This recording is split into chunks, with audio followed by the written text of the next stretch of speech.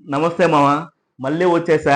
కాకపోతే ఈసారి చాలా పెద్ద మ్యాటర్‌తోనే మీ ముందుకు వచ్చేసానండి. 'దేవరా వర్సెస్ ఆచార్య'. 'దేవరా'కి, 'ఆచార్యకి' ఏం సంబంధం? ఏందనేది కూడా చాలా మంది 'దేవరా' ట్రైలర్ రిలీజ్ అయినప్పటి నుంచి కూడా ఇది బాగా హల్చల్ అవుతుందన్నమాట. సో కొంతమంది 'దేవరా' బాగుందని ఎక్సైట్‌మెంట్ అవుతున్నారు. కొంతమంది 'దేవరా' ట్రైలర్ అస్సలు బాలేదని చెప్పేసి ఇది ఇంకొక 'ఆచార్య' సినిమా అనేసి కూడా క్లియర్‌గా చెప్తున్నారు. 'ఆచార్యలో' పాతఘట్టం ఏదైతే ఉందో అట్లాగే 'దేవరా'లో సముద్ర మట్టం అనేది ఉంది. సో పెద్ద డిఫరెన్స్ ఏం లేదు. అక్కడ పాతఘట్టం ధర్మస్థలి చెప్తున్నారు. ఇక్కడ ఏంటంటే సముద్ర తీరము, తర్వాత ధైర్యము, భయం అని చెప్పేసి ఇలాంటి డైలాగులు యూజ్ చేస్తున్నారు. స్టోరీ కూడా చాలా పాతది. సో స్టోరీ ట్విస్ట్లు, సస్పెన్స్లు, తర్వాత హీరో క్యారెక్టరైజేషన్స్ గురించి కానీ, ఇంటర్వెల్ సీన్ గురించి కానీ, ప్రీ ప్రీ క్లైమాక్స్ సీన్ల గురించి కానీ అన్నిటి గురించి కూడా చాలా క్లియర్ గా చెప్పేస్తున్నారు అనమాట. సో మనము దేవరా సినిమాకి వెళ్ళాల్సిన అవసరం లేదండి. జనరల్ గా వీళ్ళ వీడియోస్ చూసేస్తే సరిపోద్దని చాలా మంది అనుకుంటున్నారు. ఎందుకంటే వీళ్ళు క్లియర్ గా చెప్పేస్తారు. ఇంకెక్కడ ఏముంటుంది చెప్పండి. స్టోరీ కూడా చెప్పేస్తున్నారు అనమాట. కొరటాల శివ గారు ఆయన బెడ్రూమ్ లో, ఆయన డ్రాయింగ్ రూమ్ లో రాసుకున్నటువంటి స్టోరీని కూడా వీళ్ళు ఒక మైక్ వేసుకొని క్లియర్ గా చెప్పేస్తున్నారు అనమాట ట్విస్టులతో పాటు. సో మనకి ఇంక సినిమాకి వెళ్ళాల్సిన అవసరం కూడా లేదు. ఎందుకంటే క్లియర్ గా వీళ్ళే కొరటాల శివ గారి కంటే బాగా ఎక్స్ప్లెయిన్ చేస్తున్నారు. సో దాని గురించి కూడా మనం ఈ వీడియో మాట్లాడుకుందాం.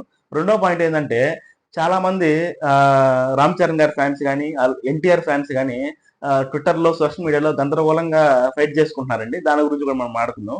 మూడోది ఏంటంటే నన్ను కొంతమంది అడిగారు, నువ్వు ఎందుకు అంత ఓవర్ హైప్ ఇస్తున్నావు దేవరా ట్రైలర్ కి అనేది కూడా క్లియర్ గా ఈ వీడియోలో ఆల్మోస్ట్ ఆల్ నేను ఒక ఫ్లోలో మాట్లాడడానికి అయితే ప్రయత్నిస్తానండి. సో ఏదైనా మిస్టేక్స్ ఉంటే డామ్ షూర్గా మీరు కామెంట్ చేయండి. నా వీడియోస్ నచ్చుతుంటే మీతో పాటు ఒక 10 మందికి షేర్ చేయండి. ప్లస్ మీరు కూడా కొంచెం సబ్స్క్రైబ్ చేసుకుని నన్ను సపోర్ట్ చేయండి. థ్యాంక్ యూ అండి. సరే వీడియోలోకి వెళ్తే, సో చాలా మంది దేవరాకి, ఆచార్యకి మధ్య ఉన్నటువంటి సంబంధం గురించి, తర్వాత మధ్య ఉన్నటువంటి రిలేషన్షిప్ గురించి హిడెన్ డీటెయిల్స్ అని చెప్పేసి చాలా బ్రేక్ డౌన్స్ చేసి చాలా కష్టపడుతున్నారు. సో యూట్యూబ్ లో కూడా ఆచార్యకి ఈ మధ్య వ్యూస్ కూడా బాగా పెరుగుతున్నాయండి. ఎందుకంటే ఈ రెండింటిని బ్రేక్ డౌన్ చేయడానికి నేను ఒకటైతే చెప్పగలుగుతున్నానండి ఇక్కడ. ఆచార్య సినిమాకి, దేవరా సినిమాకి మెయిన్ కామన్ పాయింట్ ఏంటంటే కొరటాల శివ గారు. అంతకంటే పెద్ద కామన్ పాయింట్ నాకైతే ఏం దొరకలేదు. రెండోది ఏంటంటే ప్రతి ఒక్కరు స్టోరీ రొటీన్ అంటున్నారు. అసలు ఏ సినిమాకి స్టోరీ రొటీన్ కాదండి. ఏ డైరెక్టర్ కొత్తగా స్టోరీ క్రియేట్ చేయలేడు. అది ఈవెన్ రాజమౌళి గారైనా సరే, కొరటాల శివ గారైనా సరే, ఇంకో డైరెక్టర్ అయినా సరే, ఏ రైటర్ కూడా స్టోరీని క్రియేట్ చేయలేరు. Stories never create, it only exchange from one to other అంతే. ఎందుకని నేను ఈ మాట అంటున్నానంటే, స్టోరీ మీరు ఎక్కడో వినిందో, లేకుంటే మీ పర్సనల్ లైఫ్ లో ఎక్స్పీరియన్స్ చేసిందో, మీకు ఉన్నటువంటి ఆ, ప్రకృతి చుట్టుపక్కల ఉన్నటువంటి విధానాలని, మీ ప్రకృతిని కానీ, మీరు చేసే పనుల నుంచి కానీ వచ్చేటువంటి కథ ఒక సినిమాలో చూపిస్తారు. సపరేట్ గా ఏదో కొత్త కథ రాసేటువంటి నాకు తెలిసి ఎవరు లేరు. ప్రతిదీ కూడా ఎక్కడో చూసిన కథో, ఎక్కడో విన్న కథో, మనం ఎక్స్పీరియన్స్ చేసిన కథను ఒక ఫ్రేమ్ లోకి తీసుకొచ్చి మనకు చూపిస్తారు అంతే. ఏ డైరెక్టర్ అయినా కూడా. ఇప్పుడు కొరటాల శివ గారి సినిమా చూడండి. ఫస్ట్ ఆఫ్ ఆల్ ఆచార్య దేవర వదిలేయండి. భద్రా సినిమా చూడండి, దాని కథ ఆయనే రాసింది. మిర్చి సినిమా చూడండి, పెద్ద డిఫరెన్స్ ఏముంది దానికి? భద్రాకి, బృందావనం సినిమాకి, మిర్చికి పెద్ద డిఫరెన్స్ ఏముంది? కానీ ఎందుకు ఆ ఈ సినిమాలు కూడా అంత పెద్ద హిట్ అయ్యాయి? దానికి మెయిన్ రీజన్ ఏంటంటే, మనం స్టోరీ ఎప్పుడైనా రొటీన్ గా ఉండొచ్చు. సినిమా ఎప్పుడు మనకి హిట్ అవుతుందంటే నరేటివ్ విధానంలో కానీ, స్క్రీన్ ప్లే విధానంలో కానీ, డైరెక్టర్ విజన్ లో కానీ, ఆయన ఉన్నటువంటి క్రియేటివిటీని బట్టి సినిమా రేంజ్ అనేది మారుతుంటుంది. ఎందుకంటే భద్రాకి కూడా ఆయన రైటరు, బృందావనికి ఆయనే రైటరు, మిర్చికి ఆయనే రైటరు. సో మూడు కూడా ఆల్మోస్ట్ సిమిలర్ ప్యాటర్న్ లో ఉంటాయి. బట్ మనకి మూడు డిఫరెంట్ క్లాసికల్ హిట్ అయ్యి, క్లాసికల్ అండ్ మాస్ హిట్స్ అయ్యాయి కదా. దానికి రీజన్ ఏంటంటే స్క్రీన్ ప్లే కానీ, నరేటివ్ చేసే విధానం కానీ, అక్కడ మనకి గ్రిప్పింగ్ సీన్స్ పెట్టే విధానం కానీ, మెయిన్ గా కోర్ ఎమోషన్ ని కరెక్ట్ గా హ్యాండిల్ చేయగలిగితే స్టోరీ పెద్దగా అవసరం లేదు. మీకు సింపుల్ గా చెప్తానండి. ఇప్పుడు ఏగా సినిమా ఉంది. సినిమా రిలీజ్ అయ్యే ముందే రాజమౌళి గారు స్టోరీ చెప్పేసాడు. బట్ స్టిల్ ఎందుకు సినిమా అంత పెద్ద హిట్ అయింది? అసలు చెప్పండి, ఏగాలో ఎంత పెద్ద స్టోరీ ఉంది నాకు అర్థం కావట్లేదు ఇప్పటికి. అదేవిధంగా త్రిబుల్ ఆర్ సినిమాలో ఏం స్టోరీ ఉంది? రాజమౌళి గారు సినిమా రిలీజ్ అయ్యే 3 సంవత్సరాల ముందే స్టోరీ చెప్పేశాడు. దాంట్లో స్టోరీ ఏముంది అసలు? అక్కడ ఆయన తీసుకున్న విధానం కానీ, ఆయన నరేటివ్ చేసే విధానం, ఆయన పెట్టిన కాన్ఫ్లిక్ట్లు, రామ్ చరణ్ గారికి, ఎన్టీఆర్ గారికి మధ్య కాన్ఫ్లిక్ట్లు, అక్కడ వచ్చే బీజిఎం, కెమెరా వర్క్, ఇవన్నీ యాడ్ అయితేనే సినిమా అంత పెద్ద హిట్ అయింది. ఓకేనా? అసలు ఇంకొక పాయింట్ చెప్తాను చూడండి. ఆచార్య సినిమా స్టోరీయే దేవరాకి పెట్టారు. అది ఇది అని చెప్తున్నారు. కొంతమంది దేవరా సినిమాలో ఉన్నటువంటి ట్విస్టులు, సస్పెన్స్‌లు, ఇంటర్వెల్ సీన్‌లు, ప్రీ క్లైమాక్స్‌లు, ఇంట్రడక్షన్ సీన్‌లు అన్నీ కూడా బ్రేక్ డౌన్ చేసి చెప్పేస్తున్నారు. మీకు అర్థం కాని విషయం ఏందంటే, దేవరా షూటింగ్ పూజ టైంలోనే కొరటాల శివ గారు స్టోరీ చెప్పేశారు. మనం చెప్పేది ఏం లేదు అక్కడ, ఆయన చెప్పేస్తారు స్టోరీ. అక్కడ స్టోరీ ఏం పెద్ద లేదు. ఒక బ్యాచ్ ఉంటుంది, వాళ్ళు స్మగ్లింగ్లు చేస్తుంటారు. దాని తర్వాత ఆ, చేస్తూ చేస్తూ వాళ్ళు ఒక స్థాయి పెరిగిపోయేసి మనుషులను కూడా చంపడానికి ప్రయత్నిస్తారు. అక్కడ హీరో వచ్చి వాళ్ళకి పెరిగిన ధైర్యాన్ని హీరో వచ్చి ఒక భయం లాగా భయపెడతాడు. అది అందరికి తెలిసిన స్టోరీయే, మళ్ళీ మీరేం దాన్ని సెపరేట్గా చేసేది. దాన్ని డైరెక్టర్ ఏ విధంగా నెరేటివ్ చేస్తాడు అనేది మనం స్క్రీన్ మీద చూడాలి. ఏదో కూర్చొని కబుర్లు చెప్పేసుకుంటే సరిపోదు కదా. సో బట్ ఓకే, నేను ఏమంటానంటే ఇది కూడా ఓకే, ట్రైలర్ని చూసి బ్రేక్ డౌన్ చేయడము, లేకుంటే అది బాగాలేదు ఇది బాగాలేదు టెక్నికల్ వర్క్ ఇవి చెప్పడం కూడా ఓకే, నేను కాదంటం లేదు. ఎందుకంటే మీకు ఒక రేంజ్ మూవీ మీద ఐడియా ఉండొచ్చు, లేకుంటే టెక్నికల్ థింగ్స్ మీద బాగా ఐడియా ఉండొచ్చు, అక్కడ వరకు కూడా ఓకేనండి, ప్రాబ్లం లేదు. ఇప్పుడు నాకు దేవర ట్రైలర్ నచ్చింది, రేపు సినిమా నచ్చకపోవచ్చు, నేను డైరెక్ట్గా చెప్పేస్తాను నాకు సినిమా నచ్చలేదని. ఈరోజు ట్రైలర్ నచ్చింది నేను చెప్పా, మొన్న చుట్టమల్ల సాంగ్ అందరికి నచ్చింది, నాకు నచ్చలేదు, నేను డైరెక్ట్గా చెప్పా నాకు అంతగా సాంగ్ నచ్చలేదు, అది ఓన్లీ ఎన్టీఆర్కి అయితే, అంటే ఎన్టీఆర్ కాకుండా వేరే హీరోకి అయితే సెట్ అయి ఉంటుంది, కానీ ఎన్టీఆర్కి అయితే ఎన్టీఆర్ రేంజ్ యాక్టర్కి అలాంటి సాంగ్ సరిపోతే నేను డైరెక్ట్గా చెప్పా.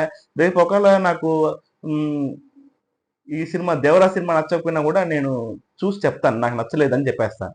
కాకపోతే కొంతమంది ఏంటంటే నాకు నిజంగా చాలా బాధ అనిపించిందండి విషయం. సో నేను ఈరోజు వీడియో చేయడానికి కూడా మెయిన్ కారణం ఇదే. ఏంటంటే ఎన్టీఆర్నే చూడబుద్ధి అవ్వలేదు అన్నాడు అనమాట ఒక అతను. నాకు నిజంగా అది బాధ అనిపించింది. ఎందుకంటే పర్సనల్గా టార్గెట్ చేసి పర్సనల్ ఫిజికల్ అబ్యూస్ చేయాల్సిన అంత అవసరం ఏముందని కదా. ఒక సినిమా యాక్టర్ని కానీ, ఒక హీరోయిన్ కానీ, లేదా ఒక డైరెక్టర్ని కానీ పర్సనల్గా అబ్యూస్ చేయాల్సిన అవసరం ఏముంది. నువ్వు రూ. 200 రూ. 300 రూ. 1000 సినిమా ఖర్చు పెట్టుకుంటున్నావు, సినిమాని తిట్టు, ఆ సీన్ బాగాలేదు ఈ సీన్ బాగాలేదు, నేను ఇంత ఖర్చు పెట్టాను నాకు అంత వర్తి రాలేదని చెప్పి కూడా నువ్వు తిట్టు, ప్రాబ్లం ఏం లేదు. ఒక వ్యక్తిని పర్సనల్గా మాట్లాడాల్సిన అవసరం మనకేం లేదు, ఎవరైనా సరే. ఇప్పుడు ఎన్టీఆర్ని చూడలేకపోవడం, అసలు నిన్ను ఎవరు చూడమన్నారు ఫస్ట్ ఆఫ్ ఆల్?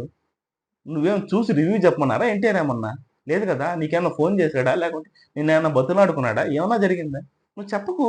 నువ్వు నీకు చూడబుద్ధి కాకపోతే చూడబాకు. దానంతా ఎత్తుకొచ్చి మా మీద పెట్టడం ఎందుకు, మాకెందుకు చెప్పడం అంతా. ఎన్టీఆర్ నువ్వు చూడాలంటే నీలాగా ఉండాలి ఏంది ఎన్టీఆర్? నీలాగా ఉంటే హీరో కాదు కదా, దాంట్లో ఆ మూవీలో కమెడియన్ గా కూడా తీసుకో డైరెక్టర్లు. చెప్తున్నా జనరల్గానే, నాకు నేను పర్సనల్గా అబ్యూస్ చేయడం ఇష్టం లేదు. బట్ ఏంటంటే మనం ఎప్పుడు కూడా ఒక శృతి దాటిపోయినప్పుడు ఏమవుతుందంటే కొంచెం అది కరెక్ట్ వేలో వెళ్ళదు. నిన్ను ఎంతో మంది ఫాలో అవుతుంటారు, నువ్వంటే ఎంతో మంది ఇష్టం అవుతుంటారు. కొంతమంది ఎన్టీఆర్ ఫ్యాన్స్ కూడా నేను ఫాలో అయ్యే వాళ్ళు ఉంటారు, లేదా వేరే హీరో ఫ్యాన్స్ కూడా ఫాలో అయ్యే వాళ్ళు ఉంటారు. నేను ఇంకో విషయం కూడా చెప్పాలి, అది రామ్ చరణ్ గారు ఎన్టీఆర్ ఫ్యాన్స్ మధ్య గొడవ గురించి వచ్చినప్పుడు క్లియర్ గా చెప్తానండి. సో ఎప్పుడైనా కూడా సినిమా గురించి మాట్లాడండి, లేదా టెక్నికాలిటీ థింగ్స్ గురించి నీకు నిజంగా తెలుసుంటే మాట్లాడండి, ప్రాబ్లం ఏం లేదు. ఒకవేళ తెలియకపోయినా మాట్లాడండి, అదేం ప్రాబ్లం లేదు. చాలా మంది మాట్లాడుతున్నారు కాబట్టి ఆ ఫ్లోలో కొట్టుకెళ్ళిపోతారు, కానీ పర్సనల్ అబ్యూస్ ఏం అవసరం లేదు. ఇప్పుడు ఎన్టీఆర్ గారు ఆయన ఎంత కష్టపడి ఉంటారు ఆ బాడీ తెచ్చుకోవడానికి, ఆ, తర్వాత ఎన్ని అవర్స్ కష్టపడి ఉంటారు. మొన్న ఎడం చేయికి దెబ్బ తగిలినా కూడా మన ఆయుధ పూజ సాంగ్ చేశారు, మొన్న దావుది సాంగ్ కూడా డాన్స్ చేశారంట, రత్నవేల్ గారు కూడా ట్వీట్ చేశారు. అది ఒక డెడికేషన్ గురించి కానీ, ఒక పర్సనల్ అబ్యూస్ చేయడం కానీ కరెక్ట్ కాదు అది. ఏ హీరోకైనా సరే నీకు సినిమా నచ్చలేదా చూడకు, నువ్వు 10 మందికి చెప్పు చూడబాకని, నువ్వు నెగిటివ్ ట్రోల్ చేయి, ఏదైనా చేయి, పర్సనల్ అబ్యూస్ అవసరం లేదు. ఇప్పుడు ఈరోజు నాకు దేవర ట్రైలర్ నచ్చింది, నేను గొప్పగా చెప్పా, రేపు దేవర సినిమా నచ్చకపోతే నేనే చెప్తా బాగాలేదని. ఇప్పుడు ఇంకొక విషయం ఏంటంటే రామ్ చరణ్ గారి ఫ్యాన్స్, ఎన్టీఆర్ గారి ఫ్యాన్స్ చాలా భయంకరంగా ట్విట్టర్లో గొడవ పడుతున్నారు అనమాట. ఎందుకంటే ఒకరు నీ పోస్టర్ బాగాలేదని, ఒకరు నా పోస్టర్ బాగాలేదని, సో మా ఆశ్చర్య సినిమానే మీతో తీశారనేసి, అది ఇది అనేసి గొడవ పడుతున్నారు అనమాట. నేను ఒకటే చెప్దాం అనుకుంటున్నానండి, రామ్ చరణ్ గారైనా, చిరంజీవి గారైనా, లేకుంటే ఎన్టీఆర్ అయినా, లేకుంటే బాలకృష్ణ గారైనా, ఎవరైనా కూడా ఒక హీరో ఫ్యాన్స్ చూస్తే, లేదంటే ఒక వర్గం జనాలు చూస్తేనే ఆ హీరో పెద్ద హీరో అవడు. సో ప్రతి ఒక్కరు చూస్తారు. నా దగ్గర చాలా మంది ఎన్టీఆర్ ఫ్యాన్స్ ఉన్నారు, హార్డ్ కోడెడ్ ఎన్టీఆర్ ఫ్యాన్స్. వాళ్ళు గబ్బర్ సింగ్ సినిమా చూసి గూస్ బంప్స్ వచ్చారమ్మా, ఆ బ్యాక్గ్రౌండ్ మ్యూజిక్ కి, ఆ స్టైలిష్నెస్ కి గూస్ బంప్స్ వచ్చాయని చెప్పారు. నేను చాలా ఎన్టీఆర్ గారి సినిమాలు చూశాను, మనకి చాలా నచ్చాయి కొన్ని కొన్ని సినిమాలు. నేను చెప్పాను కదా, అరవింద సమేతలో ఎన్టీఆర్ గారు వార్నింగ్ ఇస్తాడు కదా, రావు రమేష్ గారు ముందు కూర్చొని ఫోన్ లో వార్నింగ్ ఇస్తారు. ఆ ఒక్క వార్నింగ్ సీను ఆయన వాయిస్ తో ఇంచుమించు సింహాద్రిలో ఇంటర్వెల్ సీన్ కంటే ఇక్కడ ఎక్కువ ఉంటుంది. అది మనకు ఆ ఎమోషన్ కానీ అన్ని కూడా కరెక్ట్ గా బ్లెండ్ చేయగలిగారు ఎన్టీఆర్ గారు. సో ఒక్కొక్క హీరోకి ఒక్కొక్క పాజిటివ్ ఉంటుంది. ఎన్టీఆర్ గారు క్లోజ్అప్ షాట్స్ లో చాలా బాగుంటారు. రామ్ చరణ్ గారు సింపుల్ సింపుల్ డ్రెస్ లో చాలా బాగుంటారు. పవన్ కళ్యాణ్ గారు stylishness I mean like you know double points కానీ హుడీస్ కానీ ఇలాంటి వేసుకుంటే పవన్ కళ్యాణ్ గారు బాగుంటారు అనమాట. సో ప్రభాస్ గారు మిర్చిలో ఇన్షర్ట్ వేసుకొని ఉన్న డ్రెస్సులు అంటే ఒక్కొక్కరికి ఒక్కొక్క స్టైల్ ఉంటుంది. ఈరోజు నేను రామ్ చరణ్ గారి గురించో ఎన్టీఆర్ గారి గురించో సమయం వచ్చినప్పుడు పొగడుతున్నానంటే వేరే హీరోల్ని కించపరిచినట్టు కాదు అది. డెఫినెట్ గా రామ్ చరణ్ గారి సినిమా గేమ్ చేంజర్ వచ్చినప్పుడు ఈ రోజు దేవరా కోసం నేను ఎంత ట్రై చేస్తున్నాను నా వంతు, అదే విధంగా నేను గేమ్ చేంజర్ సినిమా కూడా ట్రై చేస్తాను. ఎందుకంటే మన తెలుగు సినిమా ఇది.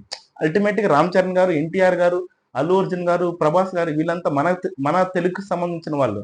మనం గర్వంగా చెప్పుకోవాలి. ఈ రోజు చాలా మంది ఫ్రెండ్స్ బెంగళూరులోను, హైదరాబాద్ లోను, లేకుంటే నార్త్ ఇండియాలోను ఐటీ జాబ్స్ ఏదో జాబ్స్ చేస్తుంటారు. సో ఇప్పుడు మీరు అంటే ఒక 10 years బ్యాక్ నేను తెలుగోడిని అని చెప్పుకునేదానికి, ఇప్పుడు నువ్వు తెలుగోడిని అని చెప్పుకోవడానికి ఎంత డిఫరెన్స్ ఉందండి.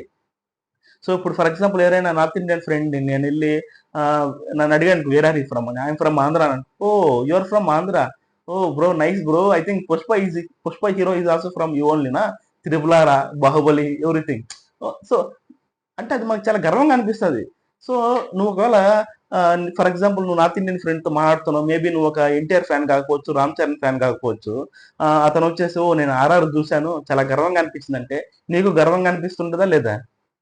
అంటే మనం ఈ ఫ్యాన్స్ వార్ నుంచి లేదా చిన్న చిన్న నిబ్బి గొడవల నుంచి బయటికి రావాలండి. ఎందుకంటే మన తెలుగు స్థాయి ఇప్పుడు గ్లోబల్ రేంజ్కి వెళ్ళిపోయింది.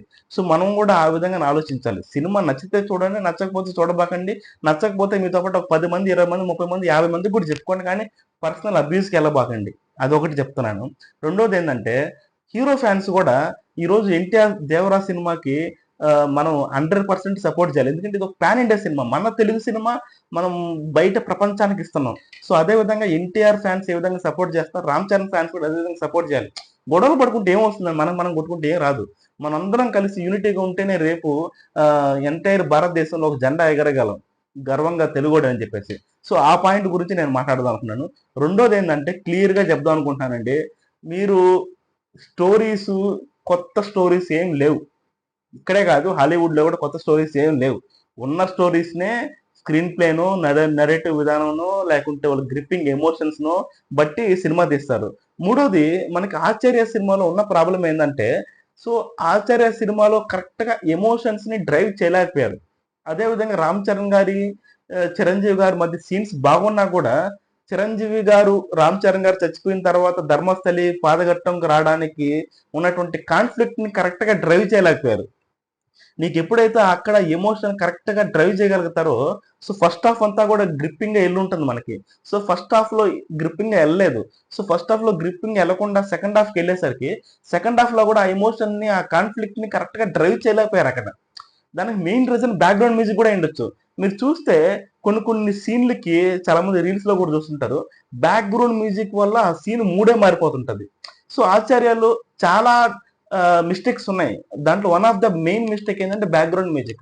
అది మనం మణి శర్మ గారిని అంటామా, లేదంటే ఇంకొక కొరటాల శివ గారిని అంటామా అనేది వేరే మ్యాటర్. సో మెయిన్ గా ఏంటంటే బ్యాక్గ్రౌండ్ మ్యూజిక్ కరెక్ట్ గా హ్యాండిల్ చేయలేకపోయారు. రెండోది ఏంటంటే చిరంజీవి గారు లాంటి స్టేచర్ ఉన్నటువంటి హీరోని కొరటాల శివ గారు ఇప్పుడు దాకా యంగ్ హీరోస్ చేశారు కాబట్టి మేబీ కరెక్ట్ గా హ్యాండిల్ చేయలేకపోయారేమో. ఆ రిజల్ట్స్ చాలా ఉన్నాయి సినిమాకి. బట్ వేరే దేవరాకి ఏంటంటే ఇంకొకటి పాయింట్, నేను ఆశ్చర్య సినిమాని కొంచెం క్లాసీలో చూపించాలనుకున్నాడు. నాకు తెలిసి ఇంటెన్షనల్ గానే స్లోగా తీసుకెళ్లాడు సినిమాని. అది కొంచెం జనాలకు నచ్చలేదు. ఎందుకంటే చిరంజీవి గారి సినిమా అంటే ఇప్పుడు ఒక అగ్రెషన్, ఒక మాస్, ఒక కామెడీ ఎప్పుడు కూడా ఒక హై లెవెల్లో ఉంటుంది అనమాట. సో అది తగ్గడం వల్ల, ప్లస్ ఎమోషన్ తగ్గడం వల్ల మనకు కరెక్ట్ గా ఆచార్య సినిమా కనెక్ట్ అవ్వలేకపోయింది. వేరే దేవరాలు ఏంటంటే మీరు చూస్తే బ్యాక్గ్రౌండ్ మ్యూజిక్, ట్రైలర్ యొక్క బ్యాక్గ్రౌండ్ మ్యూజిక్ లోనే మీకు అర్థమైపోతుంది సినిమాలో ఎంత ఎమోషన్ సీన్స్ ఉన్నాయి అనేది. చాలా టైం తీసుకున్నారు కొరటాల శివ గారు. అంటే నాకు తెలిసి దేవరా సినిమాలో కూడా లోపల మనకి ఎమోషన్ బిల్డప్ చేయడానికి చాలా టైం తీసుకుంటారు, చాలా బ్యాక్గ్రౌండ్ మ్యూజిక్ గట్టిగా ఉంటుందని ఫీలింగ్ కూడా నాకు బాగా అనిపిస్తుంది. ఎందుకంటే మీరు 2 minutes ట్రైలర్ లో చూస్తే బ్యాక్గ్రౌండ్ మ్యూజిక్ చాలా గ్రిప్పింగ్ ఉంటుంది, మీకు అది స్లోగా ఎక్కుతుంది. నేను మొన్న చెప్పా ఆ బ్యాక్గ్రౌండ్ మ్యూజిక్ రీల్స్ లో వైరల్ అవుతుందని, ఇప్పుడు వైరల్ అవుతుంది, అది స్టార్ట్ అయింది. అది చాలా గ్రిప్పింగ్ గా ఉంటుంది అనమాట. నీకు ఎప్పుడైతే ఎమోషన్ ని కరెక్ట్ గా గ్రిప్పింగ్ గా హ్యాండిల్ చేయగలుగుతామో, సో కొన్ని కొన్ని కాన్ఫ్లిక్ట్ సీన్స్ ని అనుకున్న విధంగా డైరెక్ట్ చేయలేకపోయినా కూడా ఎమోషన్ కవర్ చేసేస్తుంది. లేదా కొంచెం ఎమోషన్ తగ్గినప్పుడు మంచి కాన్ఫ్లిక్ట్ సీన్లు పెట్టి ట్విస్టులు పెట్టి సస్పెన్స్లు పెట్టి కరెక్ట్గా డ్రైవ్ చేయగలిగితే ఇది మ్యాచ్ చేసేస్తుంది. లేదా రెండింటిని కనుక కరెక్ట్గా కొలాబరేట్ చేసుకోగలిగితే ఇంట్రెస్ట్ హిట్ అయిపోద్ది. నాకెందుకు ఈ దేవరా సినిమాలో ఈ కాన్ఫ్లిక్ట్లు కానీ, ఈ ఎమోషన్స్ కానీ, ఈ బ్యాక్గ్రౌండ్ మ్యూజిక్ కానీ, అంటే ఏదైతే ఆచార్యలో మిస్ అయిందో ఇవన్నీ కూడా ఈ సినిమాలో కరెక్ట్గా బ్యాలెన్సింగ్తో ఉన్నాయని నాకు అనిపిస్తుందండి ట్రైలర్ చూశాక. ఒకవేళ ట్రైలర్ చూశాక మీకు కొంతమందికి ఏమంటున్నారంటే ఎక్కువ హైప్ ఇస్తున్నాను. నేనేం పెద్ద హైప్ ఇట్లేదు, నాకు అనిపించింది చెప్తున్నాను. మీరు కొంతమంది ఈ తెలుగు రివ్యూస్ కాకుండా నార్త్ ఇండియన్ రివ్యూస్ చూడండి. ఎందుకంటే నార్త్ ఇండియన్ రివ్యూస్ చాలా ఫ్రెష్ మైండ్తో చూస్తారు. ఎందుకంటే వాళ్ళకి మధ్య మనకి మధ్య ఉన్నటువంటి ఫ్యాన్స్ వార్స్ గురించి కానీ, సో ఆచార్య సినిమా గురించి కానీ అంత పెద్ద ఐడియా ఉండదు వాళ్ళకి. సో వాళ్ళకి ఏంటంటే ఫ్రెష్ మైండ్తో చూస్తారు. వాళ్ళు నాకంటే ఎక్కువ హైప్ చెప్తున్నారు. ఇంక దాన్ని ఏం చెప్పమంటారు? అది ఉండిందే కాబట్టి వాళ్ళు చెప్తున్నారు. నేను కూడా ఆ ఫ్రెష్ మైండ్తోనే చెప్పడానికి ప్రయత్నిస్తున్నానండి.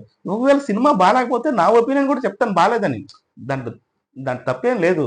కాకపోతే బాగాలేదని చెప్పడం వేరు, పర్సనల్ అబ్యూస్ చేయడం వేరు. సో కొంతమంది అది చేస్తారు, అది నాకు నచ్చట్లేదు. సో ఆ పాయింట్ చెప్దామని ట్రై చేశాను. సో దేవరా సినిమాకి రామ్ చరణ్ ఫ్యాన్స్ కానీ, అల్లు అర్జున్ ఫ్యాన్స్ కానీ, ప్రభాస్ ఫ్యాన్స్ కానీ, చిరంజీవి గారి ఫ్యాన్స్ కానీ అందరూ టీఎఫ్ఐ ఫ్యాన్స్ దేవరా సినిమాకి సపోర్ట్ చేయాలని కోరుకుంటున్నానండి. రెండోది ఏంటంటే దేవరా సినిమా బాగాలేకపోతే మనమే ప్రచారం చేద్దాం బాగాలేదని. కానీ బాగుందంటే మటుకు మనందరం కూడా బాగుందని చెప్పి ప్రచారం చేయాలి. కొంతమంది సైంటిస్టులు ఇచ్చే రివ్యూలను బట్టి సినిమా చూడబాకండి. మెయిన్గా నాకు ఎక్కువ బాధ అనిపించింది ఏంటంటే అంటే సుందరాని సినిమాను కూడా ఈ విధంగా బ్యాడ్ రివ్యూస్ ఇచ్చేసి సినిమాని గంగలో కలిపేశారు. నిజంగానే ఈరోజు మళ్ళీ వాళ్ళే అది పెద్ద క్లాసిక్ సినిమా అంటున్నారు. నాకు నిజంగా షాక్ అనిపిస్తుంది. అరే ఎందుకు అలా చెప్తున్నారు? సినిమా అంత మంచి సినిమాలను కూడా ఎందుకు అలా చెప్తున్నారు? ఇట్లా చాలా సినిమాలు ఉన్నాయి. మంచి మంచి సినిమాలను కూడా బాగాలేదని చెప్పడం వల్ల ఏమైందంటే మనకి ఓటీటీకో లేకుంటే టీవీలోకి వచ్చేదాకా కూడా మనకు తెలియట్లేదు ఆ సినిమా రేంజ్ అనేందని. ఎందుకంటే వీళ్ళని అందరిని మనం బ్లైండ్గా నమ్ముతున్నాం కాబట్టి. మనం ఎలా చూడాలంటే సినిమాని మనం పెట్టిన ₹200 ₹100 మనకు జస్టిఫై అనిపించిందా చాలు మనకి. అది కొత్త స్టోరీనా, పాత స్టోరీనా, లేకుంటే ఇంకొక స్టోరీనా, ఏం అసలు కొత్త స్టోరీ లేదు ఫస్ట్ ఆఫ్ ఆల్. అది గుర్తుపెట్టుకోండి అందరూ కూడా. ఆచార్య స్టోరీ, దేవరా స్టోరీ ఒకవేళ సేమ్ అయినా కూడా నరేటివ్ విధానంలో చాలా డిఫరెన్స్ ఉంటుంది. రెండోది ఏంటంటే దేవరా స్టోరీ గురించి మీరు రాసేయకండి. ఆల్రెడీ దేవరా స్టోరీ గురించి కొరటాల శివ గారే పూజ రోజే చెప్పేశారు. ఇదే స్టోరీ అని, ఇంకేం స్టోరీ లేదు అక్కడ. ఆయన క్లియర్గా విత్ డైలాగ్తో స్టోరీ లైన్ చెప్పేశాడు. అర్థమైంది కదా? సో ప్రశాంతంగా ఫ్రీ మైండ్తో సినిమా చూద్దాం. బాగుందంటే బాగుందని చెప్దాం, బాగాలేకపోతే బాగాలేదని చెప్దాము. అనవసరంగా ట్రోల్స్ చేసుకొని, పర్సనల్ అబ్యూస్ చేసుకొని, ఊరికే రాదాంతం చేసుకుంటే ఏం యూజ్ ఉండదండి. అల్టిమేట్గా చెప్పాలంటే మన తెలుగు వాళ్ళ యొక్క తక్కువ చూపు అవుతామని చెప్తే పెద్దగా ఏం అవ్వదు. సో మనందరం కలిసి కట్టుకుంటే డ్యామ్ స్టోరీగా ఇండియన్ ఇండస్ట్రీని వెళ్తాము. అదేవిధంగా గ్లోబల్ స్థాయికి కూడా వెళ్తామండి. థ్యాంక్ యూ సో మచ్ అండి.